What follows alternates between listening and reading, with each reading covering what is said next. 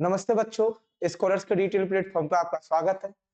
हम लोग test series को कंप्लीट कर रहे थे जो प्रीवियस ईयर में एग्जाम हुए हैं एसएससी के, ठीक है ना। तो देखिए सेकंड शिफ्ट 18 सितंबर की, जिसको हम लोग कंप्लीट करेंगे, आज सॉल्व करेंगे। तो देखिए सेकंड शिफ्ट में क्या गिवन है। क्वेश्चन नंबर फर्स्ट, हरित क्रांति के बाद सभी खाद्यान्नों में वृद्धि किस प्रकार थी। ठीक है, जो हरित क्रांति था आप जानते हो, फसलों को बढ़ाने के लिए, फसल उत्पादन को बढ़ाने के लिए एमएस स्वामीनाथन द्वारा 1967-68 में हरित क्रांति की शुरुआत की गई। ठीक है, तो उसमें जो वृद्धि हुई थी उस क्रांति से, वो किस प्रकार की वृद्धि थी? वो थी आपकी असमानुपाती। ठीक है, असमानुपाती। ठीक है, इस प्रकार की थी। तो देखते हैं, हरित क्रांति 1967-68 में शुरू की गई थी। ठीक है, शुरू की गई, किसके थ्रू शुरू की गई भाई? डॉक्टर एम एस स्वामीनाथन द्वारा। स्वामीनाथन द्वारा। उद्देश्य क्या था इसका? खाद्यान्न की कमी की पूर्ति करना, खाद्यान्न की कमी को पूर्ण करना एवं उत्पादन बढ़ाना, एवं उत्पादन बढ़ाना।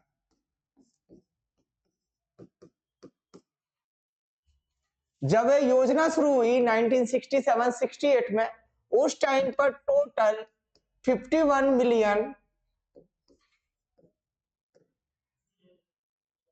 टन प्रोडक्शन था गेहूं और चावल का। ठीक है, वो ही बदलकर 1978 एवं 79 के दौरान 131 लाख टन में बदल गया। ठीक है, तो आप देख लो ये किस प्रकार की योजना थी।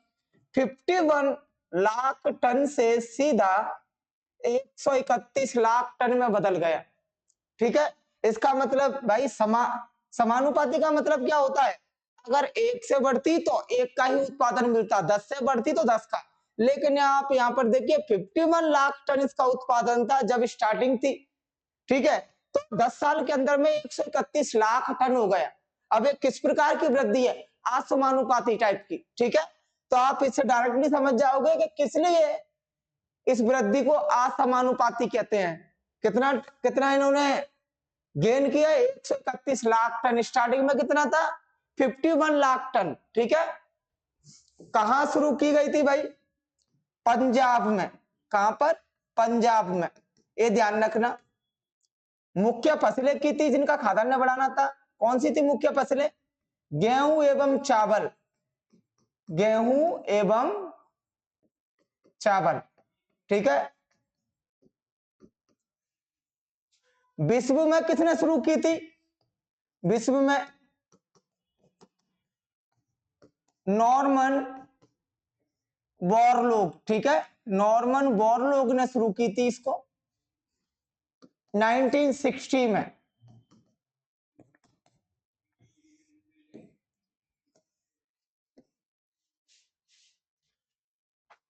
तो भी हरित क्रांति के बाद सभी खाद्यान्नों में वृद्धि किस प्रकार की थी? असमानुपाती। जब स्टार्ट की थी तब 51 लाख टन था, और जब हमने 10 साल का इसका वेटेज निकाल कर देखा तो 131 लाख टन था।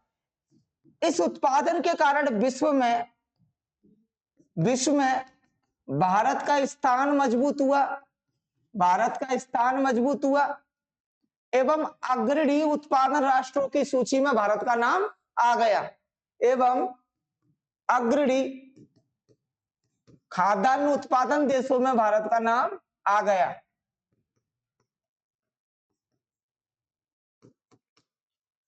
ठीक है, नेक्स्ट देखो, निम्नलिखित में से कौन सी भारतीय संविधान की विशेषता नहीं है? भाई स्वतंत्र न्यायपालिका भारतीय संविधान की विशेषता है। ठीक है, सार्वभौमिक वयस्क मताधिकार भारतीय संविधान की विशेषता है। दोहरी नागरिकता भारतीय संविधान की विशेषता नहीं है, क्योंकि भारत की जो नागरिकता है वो कैसी है? एकल नागरिकता का प्रधान। ठीक है, भारतीय संविधान में किस प्रकार की नागरिकता का वर्णन है? एकल नागरिकता, एकल नागरिकता। ठीक है, किस देश के संविधान से ली गई है एकल नागरिकता? ब्रिटिश संविधान से। किससे? ब्रिटिश संविधान से। ठीक है, नागरिकता से संबंधित अनुच्छेद कौन से? अनुच्छेद 5 से अनुच्छेद 11 में नागरिकता के संबंध में वर्णन है। ठीक है, भारत में एकल नागरिकता प्रदान की जाती है। अगर कोई व्यक्ति किसी अन्य देश की नागरिकता प्राप्त करता है तो भारत की नागरिकता स्वतः ही नष्ट हो जाती है। ठीक, भारत की नागरिकता के लिए केवल एकलपना ही जरूरी है। अमेरिका की तरह दोहरी नागरिकता का यहाँ प्रावधान नहीं है कि एक नागरिक होकर दो दो देशों की नागरिकता रखे। ठीक, भारत में नागरिकता कैसी है? एकल नागरिकता। और कहां से ली गई है? ब्रिटिश संविधान से ली गई है। नागरिकता से संबंधित अनुच्छेद कौन से? अनुच्छेद 5 से अनुच्छेद 11। ठीक, तो कौन सा ऑप्शन होगा? जो भारतीय संविधान की विशेषता नहीं है, ड्यूअल सिटीजनशिप, दोहरी नागरिकता। नेक्स्ट देखो, निम्नलिखित में से कौन सा भारत के एक प्रमुख औद्योगिक क्षेत्र का उदाहरण है? भाई कौन सा है? छोटा नागपुर रीजन। ठीक है, झारखंड में छोटा नागपुर पठार, झारखंड छोटा नागपुर पठार कहां स्थित है? अगर इसकी स्थिति की बात करें और औद्योगिक रूप से प्रमुख उदाहरण क्यों है, तो भाई देखिए स्थिति अधिकतर भाग इसका झारखंड में, उड़ीसा में आता है, बिहार में आता है एवं छत्तीसगढ़ में आता है। ठीक है, ये इसके रीजन है। क्या क्या पाया जाता है?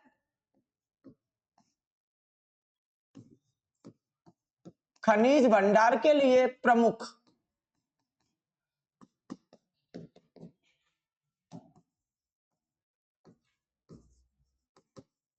खनिज भंडार के लिए प्रमुख कौन कौन से खनिज मिलते हैं? कोयला, लौह, अभ्रक, यूरेनियम एवं एल्यूमिनियम। एल्यूमिनियम।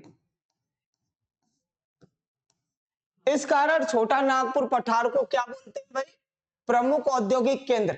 ठीक है, झारखंड में ही लोहा मिलने के कारण इधर जमशेदपुर के अंदर क्या बोलते हैं, टिस्को की स्थापना की गई। ठीक है, जो स्टील अथॉरिटी की कंपनी है, टिस्को की स्थापना की गई जमशेदपुर में 1907 के दौरान।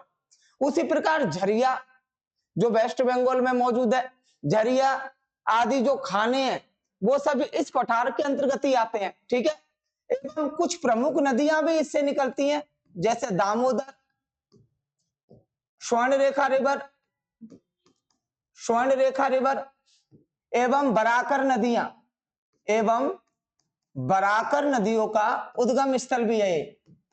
नदियों का उद्गम स्थल। यहां औद्योगिक क्षेत्र का उदाहरण देना था, तो भाई आप देख लो इतने सारे खनिज अगर इससे निकलते तो इनसे संबंधित इकाई भी चलेंगी।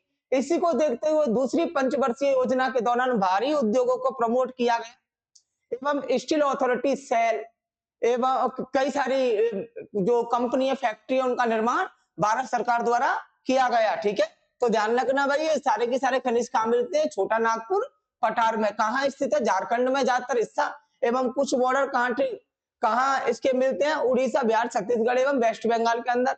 खनिज भंडारण के लिए प्रमुख है जो खनिजों का नाम क्या है? कोयला, लोह, अभ्रक, यूरेनियम एवं एल्यूमिनियम।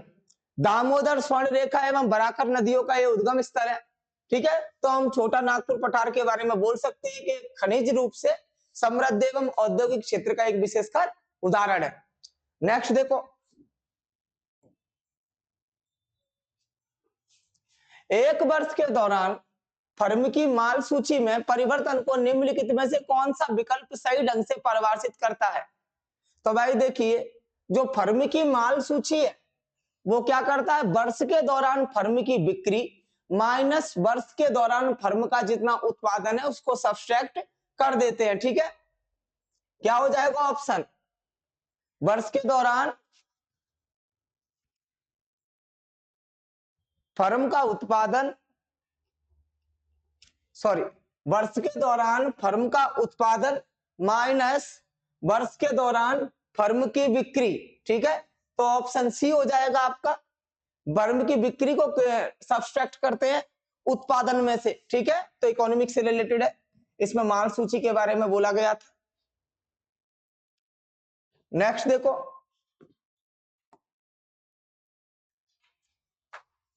रथ उत्सव भगवान जगन्नाथ के साथ सुभद्रा और भाई बलभद्र को समर्पित है। किसको समर्पित है भाई, भाई बलभद्र को। और जो सुभद्रा है वो क्या है, भगवान जगन्नाथ की बहन। ठीक है, इनकी रथ यात्रा निकाली जाती है आषाढ़ माह की शुक्ल पक्ष की द्वितीय तिथि को। आषाढ़ यानी कि जुलाई का महीना।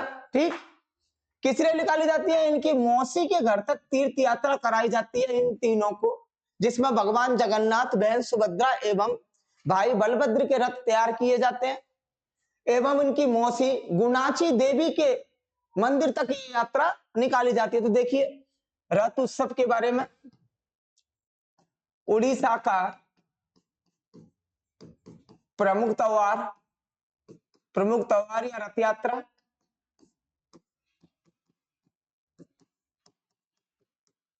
कब मनाई जाती है, आषाढ़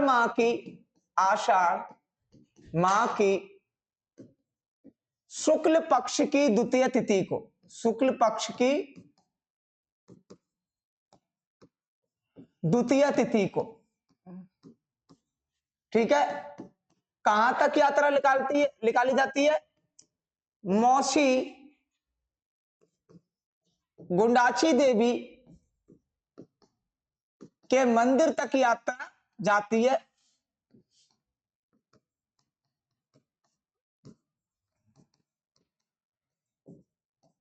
ठीक है, तो ये पॉइंट्स आपके माइंड में होने चाहिए। और कौन कौन है भाई, भगवान जगन्नाथ, उनकी बहन सुभद्रा एवं भाई बलभद्र। ठीक है, ये तीनों मिलकर तीनों की रथ यात्रा निकलती है एवं इनकी मौसी गुणाची देवी के मंदिर पर जाकर खत्म होती है। ठीक, अब देखिए नेक्स्ट,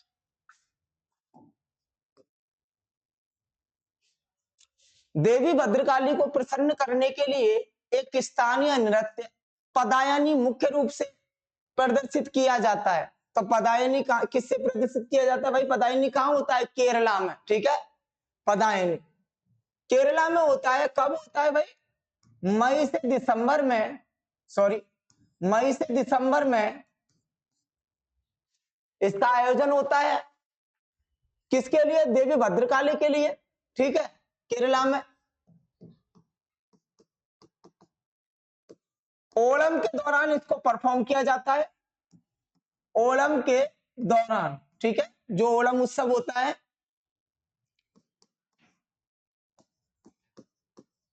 मंदिर अनुष्ठान एवं कर्मकांड किए जाते हैं।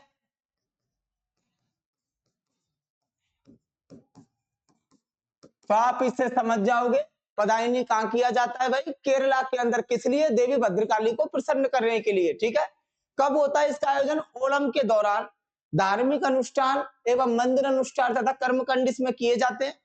नेक्स्ट देखो, निम्नलिखित में से कौन सी नदी पूर्व की ओर बहने वाली नदी है। कल पूछा था पश्चिम की ओर बहने वाली नदी। ठीक है, आज पूछा है पूर्व की ओर। तो देखिए भाई, नर्मदा, माही एवं ताप्ती, ये तीनों की तीनों रिवर पश्चिम की ओर बहते हुए गुजरात में खंबात की खाड़ी में मिलती हैं। ठीक है, तो पश्चिम की ओर बहती हैं। आपकी गोदावरी रिवर जो है, गोदावरी रिवर पूर्व में प्रवाहित होती है, बंगाल की खाड़ी में गिरती है। गंगा के बाद इसका डेल्टा दूसरा सबसे बड़ा डेल्टा माना जाता है। ठीक है, तो देखते हैं थोड़ा सा महानदी के बारे में, गोदावरी रिवर के बारे में। गोदावरी नदी, इसकी लेंथ है 1465 किलोमीटर। ठीक है, 1465 किलोमीटर कहां से निकलती है? महाराष्ट्र में त्र्यंबकेश्वर की पहाड़ियों से, त्र्यंबकेश्वर की पहाड़ियों से निकलती है।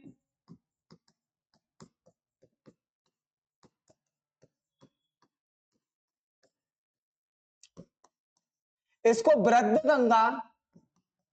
गंगा एवं दक्षिण गंगा भी कहते हैं, दक्षिण गंगा भी कहते हैं। भारत की दूसरी लंबी नदी, भारत की दूसरी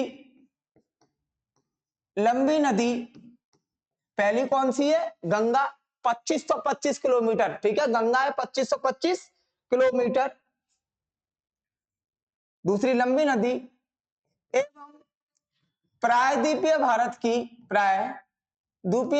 की सबसे लंबी नदी, ठीक है, प्रायद्वीपीय यानी कि साउथर्न पार्ट की, दक्षिण हिस्से की वो हिस्सा जो कि समुद्र में तीनों तरफ से डूबा हुआ है, यानी कि तीनों तरफ समुद्र से घिरा हुआ है, ठीक है, उसी को क्या बोलते हैं? प्रायद्वीपीय भारत की सबसे लंबी नदी।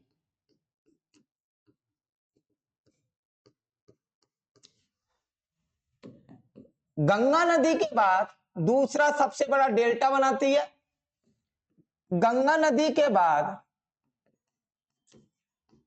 दूसरा बड़ा डेल्टा बनाती है,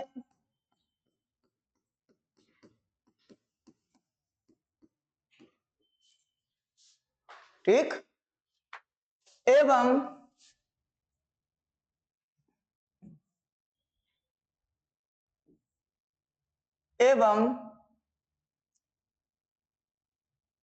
बंगाल की खाड़ी में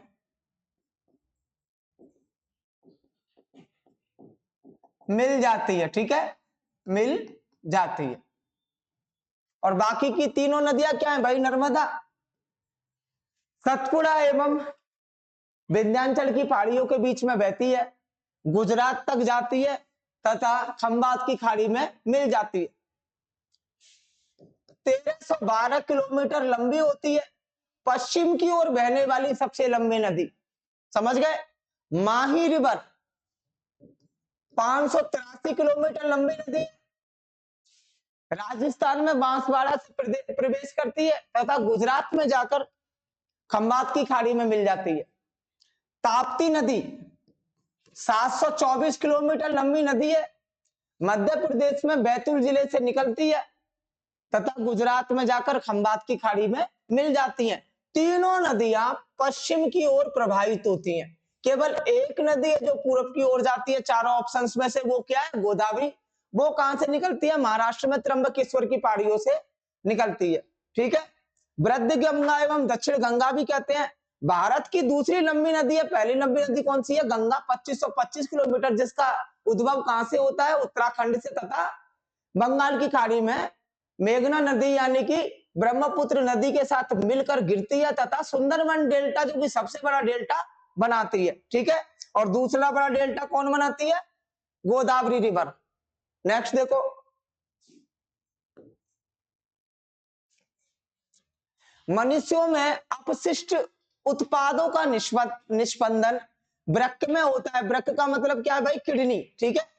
वृक्क के भीतर काफी संख्या में निष्पंदन इकाइयां होती हैं जो इस कार्य को करने में सहायक होती हैं।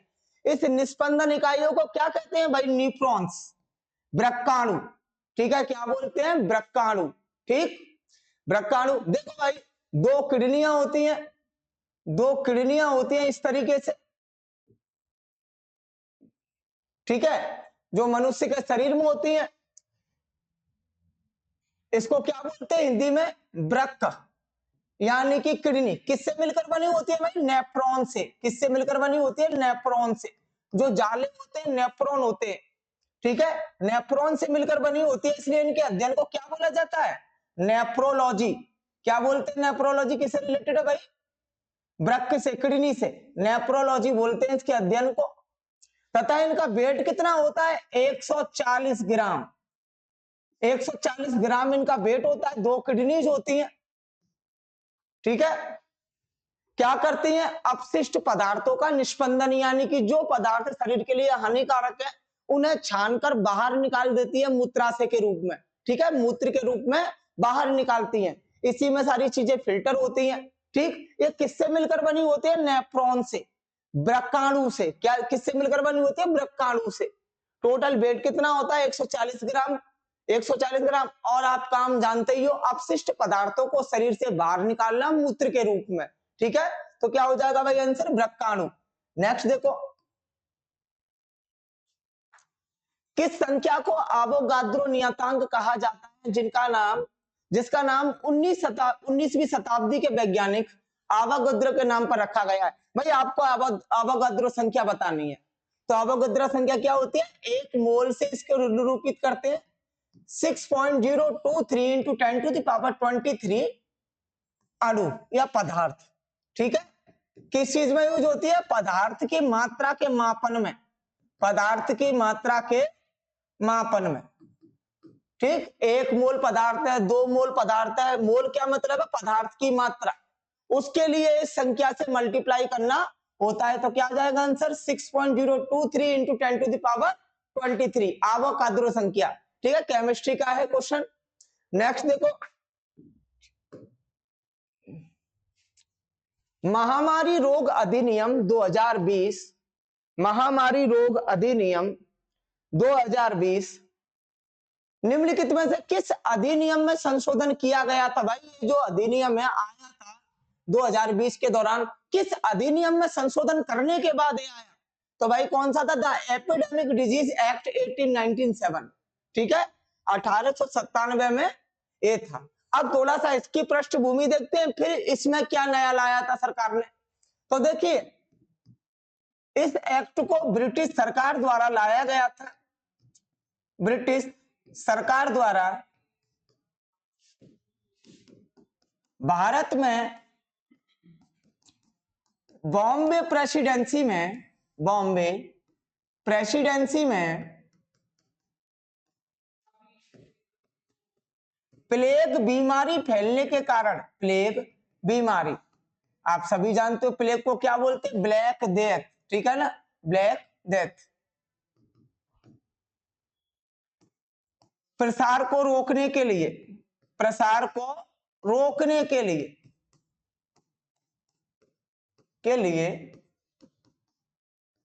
1870 में यह अधिनियम लाया गया।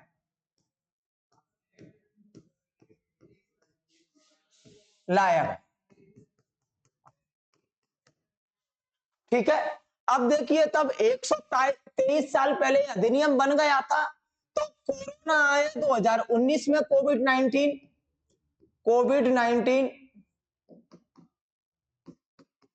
2019-20 के दौरान आया। फिर सरकार ने 1857 महामारी अधिनियम में सुधार किए या संशोधन किए। ठीक है, सुधार या संशोधन किए। भाई क्या संशोधित किया इसमें? संशोधित का मतलब क्या होता है?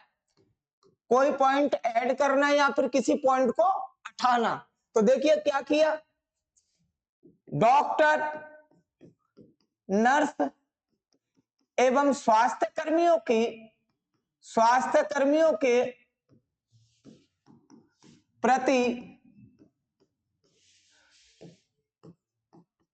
हिंसक कृत्य को गैर जमानती अपराध माना। यानी उस दौरान जब कोरोना बीमारी फैली हुई थी, अगर कोई किसी डॉक्टर, नर्स एवं स्वास्थ्य कर्मी से बदतमीजी करता है, उनकी संपत्ति या उनके मशीनों को नुकसान पहुंचाता है तथा उन्हें किसी भी तरीके से परेशान करता है, तो सरकार ने गैर जमानती अपराध उसको माना, यानी कि उसको अरेस्ट कर लिया जाएगा जो भी इनको परेशान करेगा, तथा उसको जमानत भी नहीं दी जाएगी।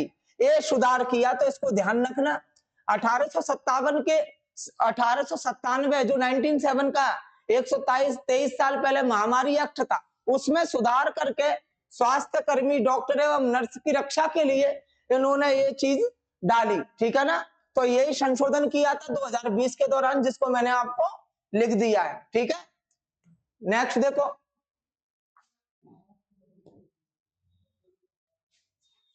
किस भारतीय राजनेता को लोकनायक कहा जाता है? भाई किसको कहा जाता है? जयप्रकाश नारायण को। किनको बोला जाता है? जयप्रकाश नारायण को। ठीक है, बाल गंगाधर तिलक को क्या बोला जाता है? लोकमान्य, लोकमान्य। सुभाष चंद्र बोस को नेताजी। ठीक है, लोकमान्य, नेताजी। तो भाई लोकनायक किसको कहा जाता है? जयप्रकाश नारायण, जयप्रकाश नारायण। इनका जन्म बिहार में हुआ था। ठीक,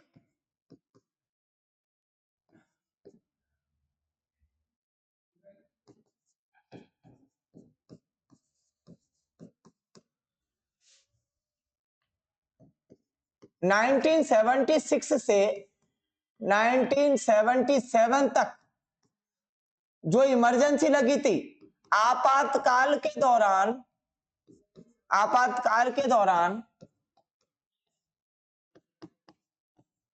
जयप्रकाश जी ने इंदिरा सरकार का विरोध किया था।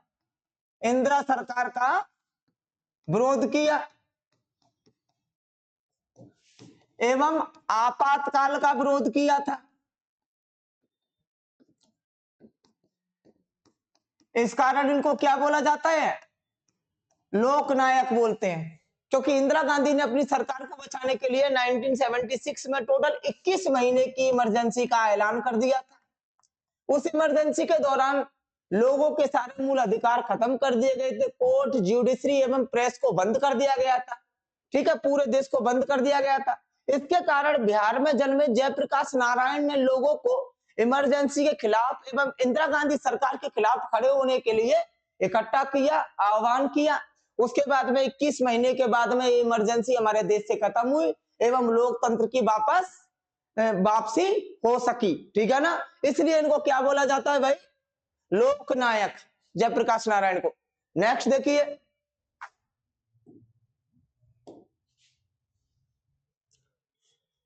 वर्ष 2023 में सिक्किम के मुख्यमंत्री प्रेम सिंह तमांग द्वारा शुरू की गई मेरो रूख मेरो संतति पहल के अंतर्गत सिक्किम में जन्म लेने वाले प्रत्येक बच्चे के लिए कितने पेड़ लगाने पड़ेंगे भाई? 100 पेड़। कितने पेड़? 100 पेड़। ठीक है, ये ध्यान रखना। मतलब ये सिक्किम की एक योजना है जिसमें यदि एक बच्चा पैदा होता है, एक बच्चे के जन्म पर 100 पेड़ लगाने होंगे। ठीक है, लगाने होंगे। एक कहां की योजना है भाई? सिक्किम की। ध्यान रखना, कितने पेड़ लगाने होंगे? 100 पेड़। ठीक है, नेक्स्ट देखिए,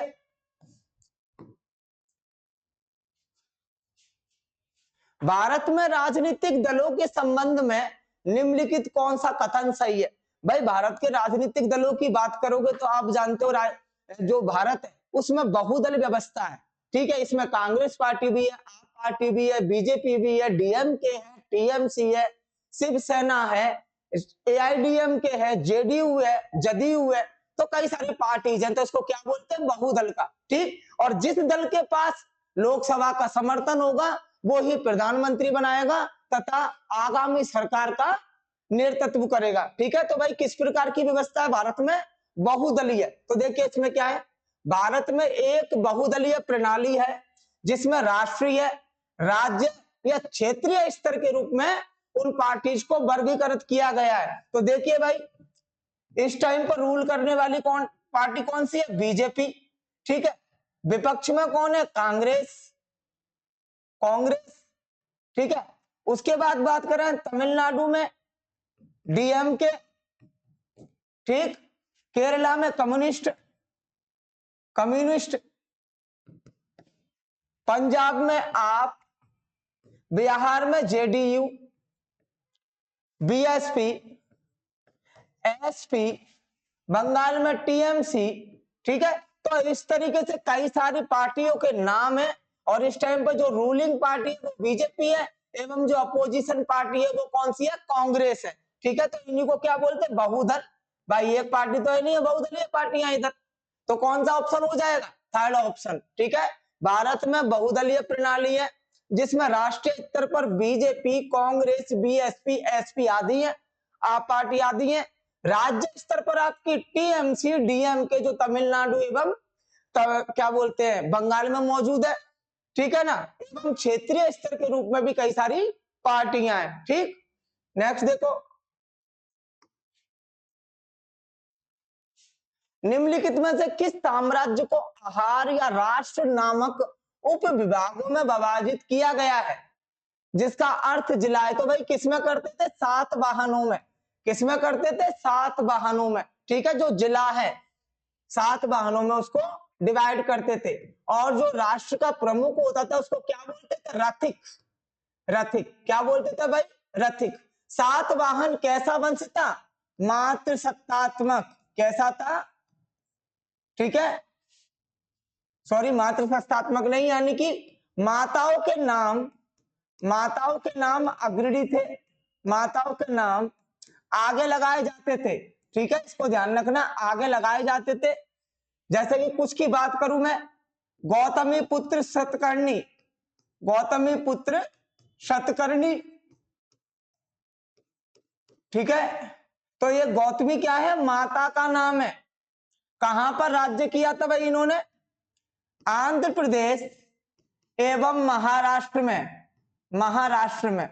ठीक है, इन्होंने राष्ट्र किया, राज्य किया था। इनका संस्थापक कौन था भाई, संस्थापक कौन था, सिमुख, सिमुख। ठीक है, कण्व वंश के राजा, कण्व वंश के राजा, कण्व वंश के सुशर्मा को हत्या करके इन्होंने सुशर्मा की हत्या की थी। फिर इन्होंने सातवाहन वंश की स्थापना की। सातवाहनों ने अजंता गुफाओं में, जो अजंता गुफाएं टोटल 29 है, उसमें कई गुफा चित्र बनवाए एवं गुफाओं का निर्माण सातवाहनों ने किया है। ठीक है, काफी पुराना ये क्या बोलते हैं वंश है। इनकी बात करें तो ये कैसे वंश है, ये यूरोपियन आक्रमणकारी है। ठीक है, यूरोपियन आक्रमणकारी है, या फिर बोल सकते हैं इनको इंडो ग्रीक, इंडो ग्रीक। ये तीनों की तीनों, शक आपके पार्थियन एवं कुशाना। ठीक है, सातवाहन वंश भारत का ही था। नेक्स्ट देखो,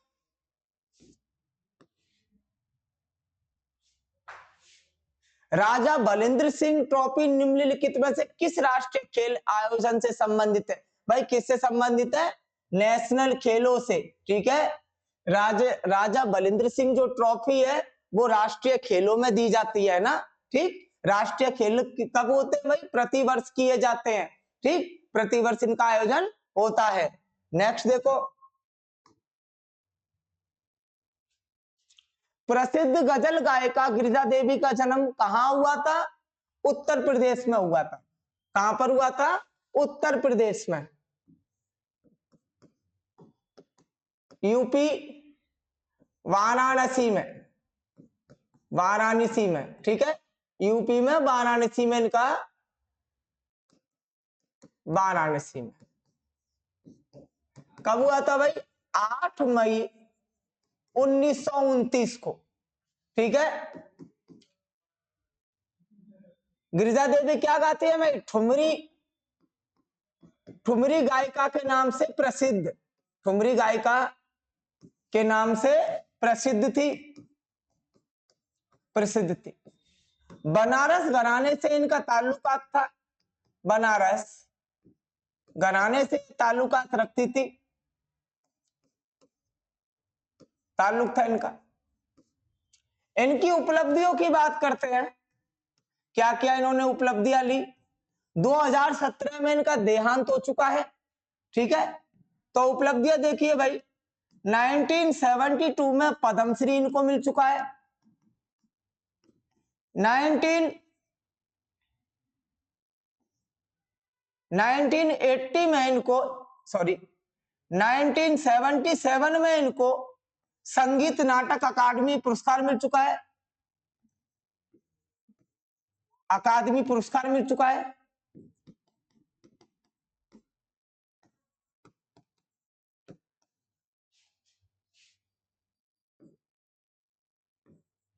नाइनटीन 89 में इनको पद्म भूषण मिल चुका है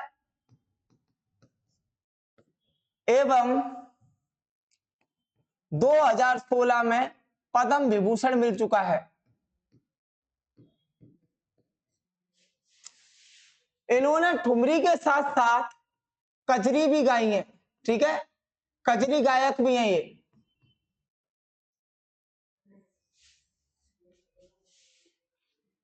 ठीक, 2017 में इनका देहांत हो चुका है।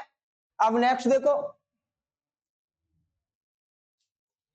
महाराष्ट्र के किस भारतीय संगीतज्ञ को पद्म विभूषण 2023 प्राप्त हुआ था? तो भाई किन को हुआ था? जाकिर हुसैन तबला वादक को, जाकिर हुसैन तबला वादक को, ठीक है।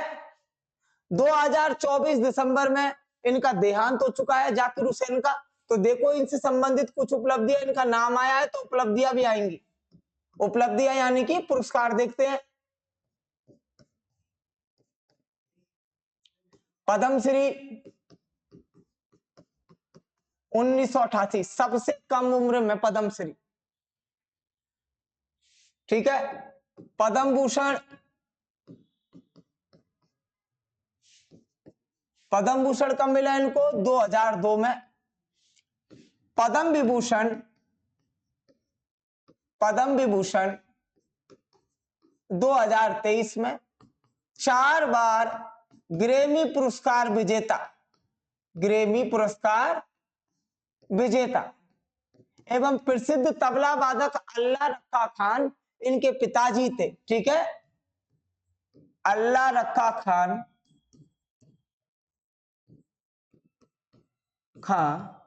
के पुत्र, ठीक है। तो रिलेशन भी कोई पूछे तो रिलेशन भी बता देना, इनसे संबंधित पुरस्कार है।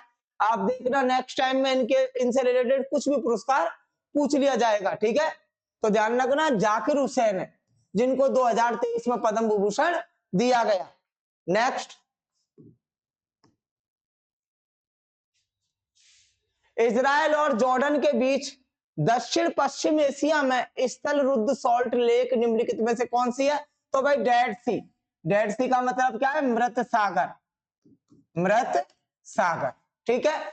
इसकी लवणता बहुत ज्यादा होती है, अधिक लवणीय झील, अधिक लवणीय झील। इतनी लवणता के कारण ही इसके आसपास कोई पेड़ पौधा नहीं पनप सकता, इसके आसपास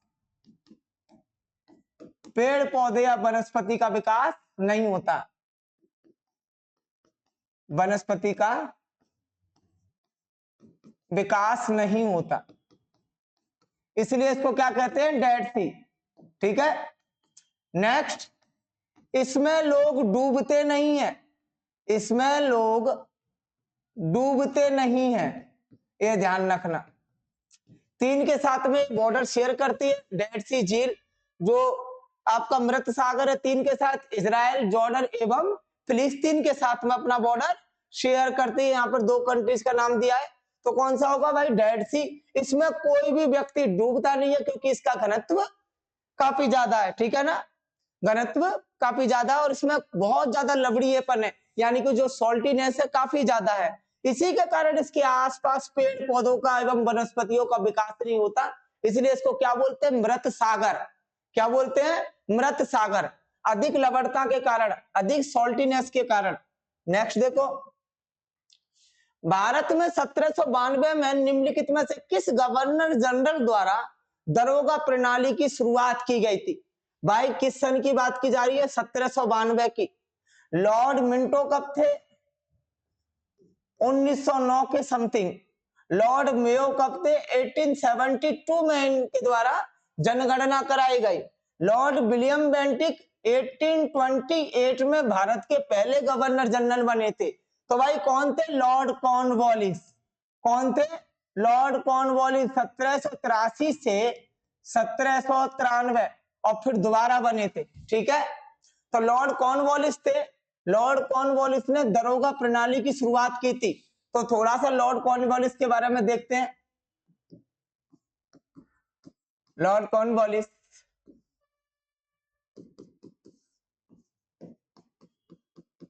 दरोगा प्रणाली या थाना प्रणाली की शुरुआत, थाना प्रणाली की शुरुआत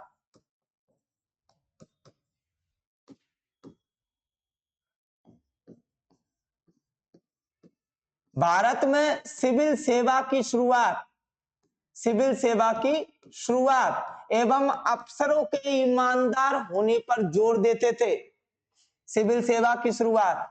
तीसरा देखिए स्थायी बंदोबस्त, स्थायी बंदोबस्त इन्होंने शुरू किया था कंपनी के लिए, स्थायी बंदोबस्त की शुरुआत। तो ये तीनों पॉइंट्स में से कोई भी पॉइंट पूछा जा सकता है कि लॉर्ड्स ने क्या क्या किया था, ध्यान रखना। तो इन तीनों पॉइंट्स को आप जरूर ध्यान रखना। थाना प्रणाली या दरोगा प्रणाली, इसकी शुरुआत लॉर्ड कॉर्नवालिस ने की थी। सिविल सेवा की शुरुआत लॉर्ड कॉर्नवालिस ने की थी देश में, एवं स्थायी बंदोबस्त की शुरुआत लॉर्ड कॉर्नवालिस ने की थी। तो क्या हो जाएगा भाई, सेकंड आंसर। ठीक है, नेक्स्ट देखिए।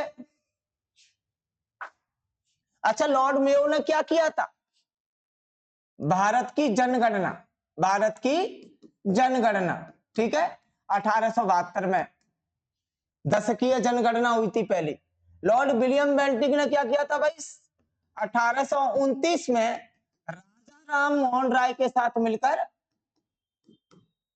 सती प्रथा पर रोक लगाई थी। ठीक है, मिलकर सती प्रथा पर रोक, सती प्रथा पर रोक एवं ठगी पर रोक, ठगी पर रोक। अंग्रेजी शिक्षा की शुरुआत, अंग्रेजी शिक्षा लॉर्ड मैकाले के थ्रू की शुरुआत, तो इन्होंने भी काफी काम किए थे। लॉर्ड मिंटो मार्ले मिंटो सुधार 1909 लेके आए थे। ठीक है, इसमें इन्होंने मुसलमानों के लिए अलग से निर्वाचन क्षेत्र की व्यवस्था की थी। ठीक है, तो लॉर्ड मिंटो को भी ध्यान रखना। तो इसका आंसर कौन सा था भाई, लॉर्ड कॉर्नवालिस। ठीक है, नेक्स्ट देखो,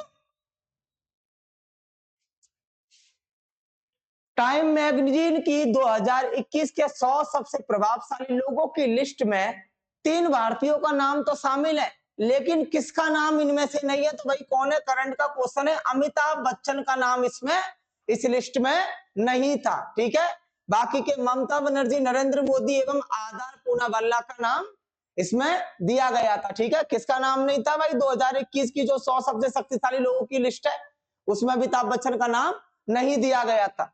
नेक्स्ट देखो,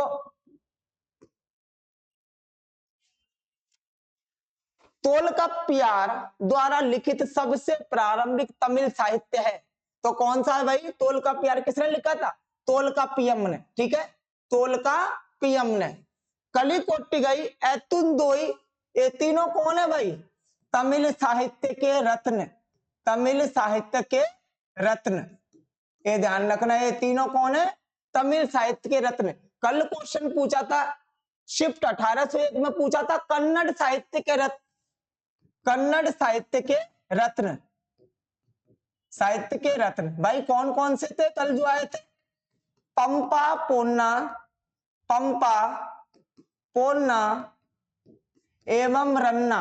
ठीक है, एक किसके हैं, कन्नड़ साहित्य के रत्न। और तोलकाप्पियम, कलिकोट्टोई एवं एतुंगलम किसका है भाई, तमिल साहित्य के रत्न। तो यहां पर किताब पूछी थी तोलकाप्पियार किसने लिखा है भाई, तोलकाप्पियम ने। किसने लिखा है, तोलकाप्पियम ने। ठीक है, नेक्स्ट देखो, भारतीय खेल प्राधिकरण, स्पोर्ट्स अथॉरिटी ऑफ इंडिया किस मंत्रालय के अंतर्गत आता है भाई, किसके अंतर्गत आता है, ministry of youth affairs and sports. ठीक है ना, युवा एवं खेल मंत्रालय के अधीन आता है। ठीक है, ध्यान रखना, पहला ऑप्शन इसका आंसर है। अच्छा, भारतीय खेल प्राधिकरण कब बनाया गया था भाई, 1984 में। कब बनाया गया था, 1984 में। स्पोर्ट्स अथॉरिटी ऑफ इंडिया, ठीक है, ऑफ इंडिया। किस लिए बनाया था? खेलों को प्रोत्साहन देने के लिए, ठीक है, प्रोत्साहन, सहायता, इसके लिए इसको बनाया गया था। कब बनाया गया था? 1984 में, ठीक है। किस मंत्रालय के अधीन आता है? युवा एवं खेल मंत्रालय। अभी इसके मंत्री कौन है भाई? अगर इसकी बात करोगे तो कौन है? मनसुख मंडाविया, ठीक है। वैसे इसकी जरूरत नहीं है, आप बस तरह ध्यान रखना, भारतीय खेल प्राधिकरण, ministry of youth and sports के अंतर्गत आता है, ठीक। नेक्स्ट देखो, करंट का क्वेश्चन था, 4NH3G एंड 5O2G यानी कि अमोनिया तथा ऑक्सीजन की रिएक्शन हो रही है, जिसमें आपका अमोनिया 4NO हो जाता है एवं ऑक्सीजन, जहां पर ऑक्सीजन की संख्या कितनी थी? 10 थी, वो कितनी हो जाती है? 6, ठीक है ना। यानी कि इसका रिडक्शन हो जाता है। क्या हो जाता है भाई? रिडक्शन, कमी हो जाती है। इसको क्या बोलेंगे? अपचयन। क्या बोलेंगे? अपचयन। और नाइट्रोजन क्या है भाई? 4 नाइट्रोजन थी, 4 ही है, यानी कि बढ़ोतरी, कमी नहीं कह सकते तो बढ़ोतरी भी तो है। इसको क्या बोलेंगे हम लोग? क्या बोलेंगे इसको?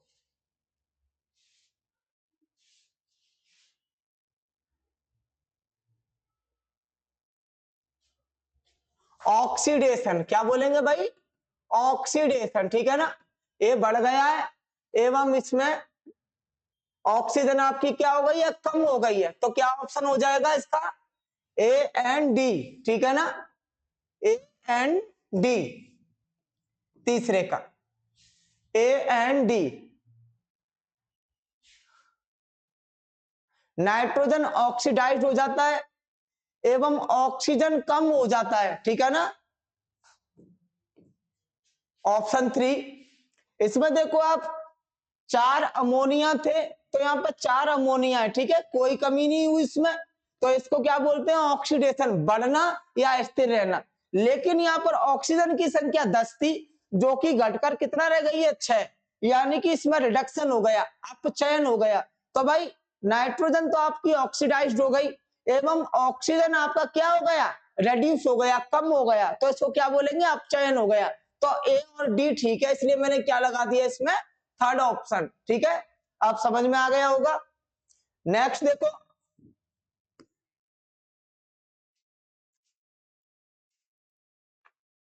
किस योजना के दौरान भारत सरकार द्वारा सूखा प्रवण क्षेत्रों में लोगों को रोजगार प्रदान करने के लिए सूखा प्रवण क्षेत्र कार्यक्रम, ड्रॉट प्रोन, डीपीएपी, डीपीएपी शुरू किया गया था? तो भाई किसने शुरू किया था? किस योजना के तहत? 4th 5 ईयर प्लान, चौथी पंचवर्षीय योजना के, चौथी पंचवर्षीय योजना, पंचवर्षीय योजना, ठीक है। किस मॉडल पर आधारित थी? गाडगिल मॉडल पर, गाडगिल मॉडल पर आधारित थी, ठीक है। इसमें क्या क्या चीज की गई थी भाई? इसरो की स्थापना, अच्छा कब से कब थी? 1979 से, सॉरी 1969 से 1974 तक, ठीक है। इसरो की स्थापना, पहला काम किया था। दूसरा काम किया था एनएचएआई की स्थापना। तीसरा काम किया गया था 20 सूत्रीय कार्यक्रम।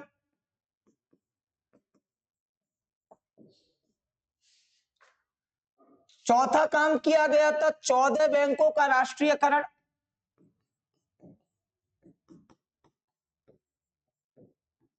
चौदह बैंकों का राष्ट्रीयकरण। पांचवा काम किया गया था जो सूखे प्रभावित क्षेत्र है उनमें खाद्यान्न की पूर्ति करना एवं कृषि को बढ़ावा देना। तो इसी को क्या बोला गया था? DPAP programme. डीपीएपी की शुरुआत किस लिए की गई थी भाई? सूखा प्रभावित क्षेत्रों के लिए, सूखा प्रभावित क्षेत्रों के लिए।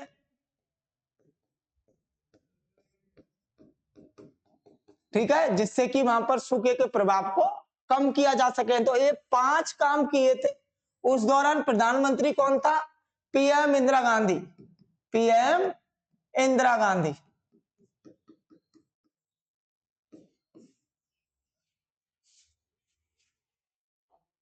ठीक, तो कौन सा ऑप्शन हो जाएगा? 4th 5 year plan. नेक्स्ट देखो,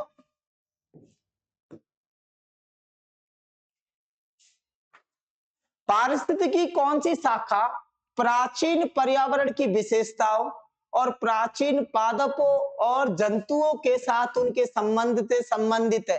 तो भाई ऐसा कौन सा है? सीधा प्राचीन की बात करें, पुरा पारिस्थितिकी। ठीक है, पुरा पारिस्थितिकी। बाकी का कवक विज्ञान में कवक के बारे में पढ़ाया जाता है, प्रेत विज्ञान में प्रेत विद्या में प्रेत विद्या यानी कि मतलब कर्मकांडों के बारे में, मत्स्य विज्ञान में मछलियों के अध्ययन से संबंधित है। तो क्या आंसर हो जाएगा? पुरा पारिस्थितिकी। ठीक है, क्वेश्चंस कंप्लीट हो चुके हैं। आप देखो इनमें कई सारे क्वेश्चंस रिपीट हो रहे हैं। अगर इससे पहले गिरिजा देवी पूछा था कजरी गायिका के रूप में, तो आज उनके बारे में उनके अवार्ड्स पूछ लिए या फिर उनका जन्म कहाँ हुआ था। ठीक है, इससे पहले भाई कोई और वंश पूछा, इसमें शकों के बारे में पूछा। अब इसमें क्वेश्चन आया था, क्या बोलते हैं, लॉर्ड कॉर्नवालिस के बारे में। यानी कि अब इससे आगे जो भी क्वेश्चन आएंगे उनमें आधुनिक भारत के बारे में भी पूछा जा सकता है। तो इसको ध्यान देना। कोई प्रॉब्लम हो तो कमेंट में लिखकर भेजना, जिससे कि मैं सॉल्व कर सकूं। ठीक है, नमस्ते।